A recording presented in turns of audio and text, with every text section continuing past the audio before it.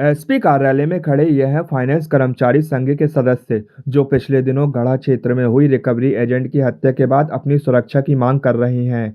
संघ के लोगों का कहना है कि बड़ी संख्या में युवा फाइनेंस कंपनियों में रिकवरी का काम कर रहे हैं, लेकिन आए दिन उनके ऊपर कहीं ना कहीं हमले होते हैं, जिसको लेकर कर्मचारी चिंतित हैं। उन्होंने पुलिस मुख्यालय आकर अपनी सुरक्षा को लेकर तो मांग की ही, साथ ही निजी फाइनेंस कंपनी के कर्मचारी की हुई हत्या के आरोपी के खिलाफ कड़ी से कड़ी कार्रवाई करने की बात भी रखी। इस दौरान पुलिस प्रशासन द्वारा भी कर्मचारियों को पूरी सुरक्षा प्रदान करने का आश्वासन दिया। साथ ही साथ मृतक कर्मचारी जिस निजी कंपनी में काम करता था, उसे कंपनी के द्वारा तनख्वाह का 80 गुना भुगतान करने का आश्वासन दिया गया है।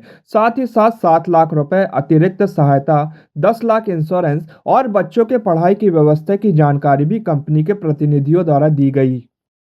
राहुल हमारे श्रीराम परिवार का सदस्य था, सो इस दुखद घड़ी में हम उनके परिवार के साथ खड़े हैं और श्रद्धांजलि अर्पित करता है श्रीराम परिवार उनको। जो इंसिडेंट हुआ, भगवान इसको हम दोबारा वापस तो नहीं ला सकते, बट उनके परिवार की सहायता के लिए हम लोगों ने कुछ आर्थिक योगदान श्रीराम ने करा है।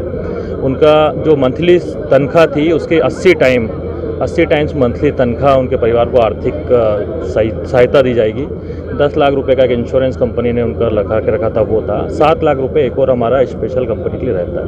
सो 17 लाख रुपए प्लस 80 महीने का मासिक तनख्वाह उनको दी जाएगी। इसके अलावा हम लोगों ने एक और निर्णय लिया है कि उसके परिवार में जो बच्चे हैं उसके दोनों बच्चों की 12वीं तक का पढ़ाई का खर्चा कंपनी द्वारा वहन करा जाएगा। इसके अलावा हम लोग मध्य प्रदेश में 3200 एम्प्लॉई काम करते हैं श्रीराम परिवार में। सो 3200 एम्प्लॉई एक दिन का तनख्वाह हम लोग सैलरी आर्थिक योगदान राहुल के परिवार को देंगे। बहुत दुखद घटना है, सभी को इस दुखद घटना ने आहत करा है। हम सब लोग परिवार के लोग सुरक्षित माहौल में काम करना चाहते हैं। ये दुर्घटना दोबारा नहीं हो, ऐसा प्रशासन द्वारा प्रयास कराना चाहिए और हम सब लोग एकता के साथ एक दूसरे की मदद करें, यही संदेश है। एसपी साहब को हमने ज्ञापन दिया है। 2 दिन पहले एक बच्चे की हत्या कर दी गई। अभी कल रात को गोरखपुर में एक कलेक्शन एग्जीक्यूटिव को चाकू मार दिया गया। ऐसी घटनाएं लगातार हो रही हैं, जिनके विरोध में और सुरक्षा की दृष्टि से हम सारे लोग यहाँ उपस्थित हुए हैं और हम एसपी साहब से मांग की कि हमारे साथ कोई दुर्घटना होती है और हमारी कोई शिकायतें हों, उसको पुलिस ले और संज्ञानता में लेते हुए हमारी रक्षा करें। फाइनेंस कर्मचारी संघ जबलपुर से यहाँ पर 100-150 लोग आए हुए हैं। एक घटना अभी थाना संजीवनी नगर में घटी। राहुल पटेल नाम के व्यक्ति जो रिकवरी एजेंट था, उसका जब वो किस्त मांगने गया था तो कुछ लोगों ने उस पर लाठी और पत्थर से हमला कर उसकी हत्या कारित कर दी थी।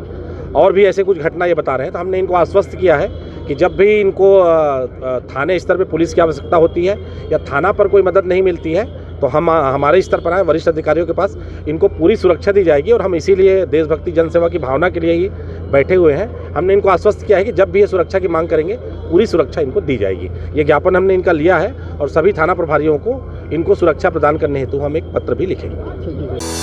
क्या आप भी आयुष्मान योजना के तहत निशुल्क इलाज कराना चाहते हैं? तो सीधे चले आइए शहर के मध्य स्थित मालवीय चौक के पास शीतल छाया अस्पताल, जहां आपको एक ही छत के नीचे मिलेगा संपूर्ण बीमारियों का इलाज। 7 वर्षों से रहा विश्वास का प्रतीक, हजारों बीमार व्यक्तियों का किया सफल इलाज, बोन मैरो बायोप्सी कैंसर का सफल इलाज,